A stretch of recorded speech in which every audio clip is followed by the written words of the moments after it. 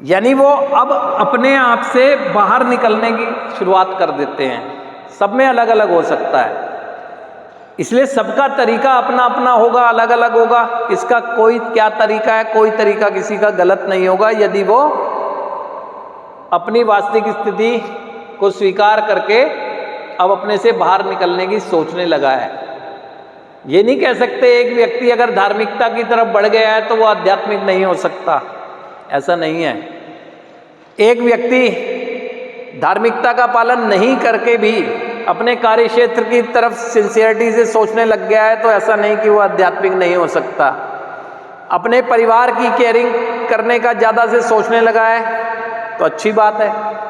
किसी भी तरह से अगर कोई व्यक्ति मात्र अपनी सेल्फ केयर की भी सोचने लगा है ना, तब भी वो आध्यात्मिक कार्य कर रहा है। वो इसलिए सबसे पहले तो मैं अपने वजूद को ही तो खड़ा करूँगा।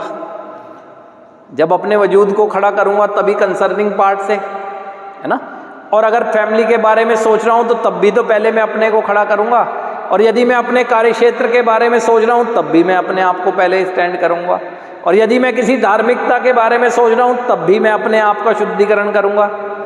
तो इसीलिए कोई भी चीज़ गलत नहीं होती। इस तरह के लक्षण आप में दिखने लगते हैं, इस तरह के लक्षण आप में दिखते हैं। और आपका आध्यात्मिकता का विकास हो रहा है या नहीं हो रहा है, ये भी जज कर सकते हैं आप। वो कैसे? जब आपको मिलने वाले दिशा निर्देशों का जो जीवन के लिए हैं आप ईमानदारी से पालन करने लगते हैं, और उसके साथ साथ जब आप समूह में आए हुए नए व्यक्ति या दूसरों के बारे में एक हेल्पफुल नेचर के साथ कर्म करने लगते हैं तो आपका विकास ही हो रहा है।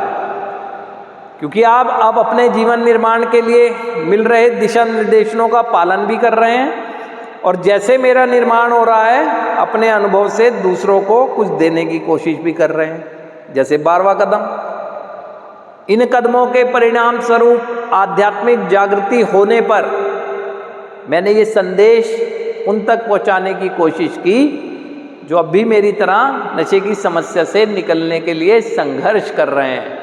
तो 12वें कदम तक कैसे पहुंचे हम? किसी ना किसी गाइडलाइन के बाद, किसी ना किसी दिशा निर्देश, जो डायरेक्शन मिलती रही फॉलो करते रहे, यानी पालन किया। और अब मन में क्या भावना आई कि अपने जैसे हर भाई की मैं जितनी संभव हो सके अपने विचारों से मदद करूंगा।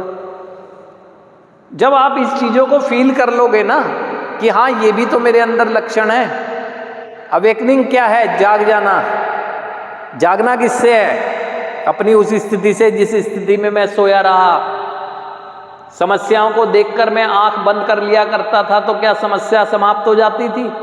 आज खुले दिमाग से, खुली आंखों से, खुली मानसिकता से, बिना किसी के बताए, बिना किसी के समझाए, मैं अपने आप से अपने जीवन में जो मैं कर गया उसे स्वीकार कर रहा हूँ। ये जागृति ही है। मुझे महसूस होने लगा है कि वास्तव में जाने अनजाने में सही मुझसे कुछ गलत हो गया। तो ये अवेकनिंग है।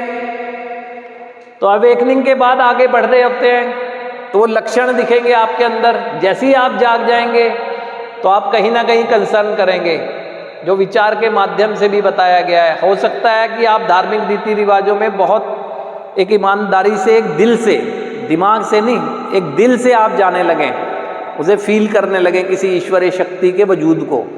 और बहुत संभव है कि आप अपने कार्य क्षेत्र के बारे में सोचकर अपने को स्टैंड कराने की सोच रहे हो, अपने पारिवारिक स्थिति को सुदृढ़ करने की सोच रहे हो, है ना, अपनी सामाजिकता को, तो अपने से बाहर निकलकर कुछ भी अच्छा करने की सोच रहे हैं।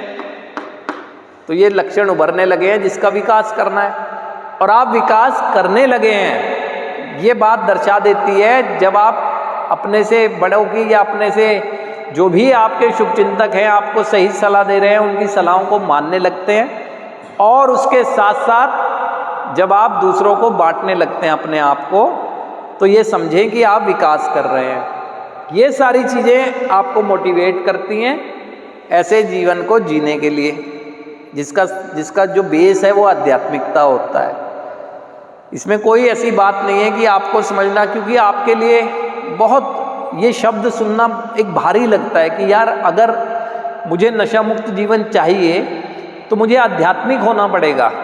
तो आपको लगता है कि यार आध्यात्मिक होना पड़ेगा, तो आपके अंदर एकदम से ध्यान जाता है धार्मिकता वाला कि मुझे ड्रेस सेंस बदलनी पड़ेगी, मुझे ऐसा करना पड़ेगा। नहीं, आप ये जान लें आपके परिवार का हर सदस्य एक आध्यात्मिक कार्य कर रहा है। घर में जो गृहिणी है वो घर की जिम्मेदारी निभा रही है ये सोच कर कि उसका से परिवार के अन्य सदस्यों का भला हो, तो वो एक आध्यात्मिक कार्य कर रही है।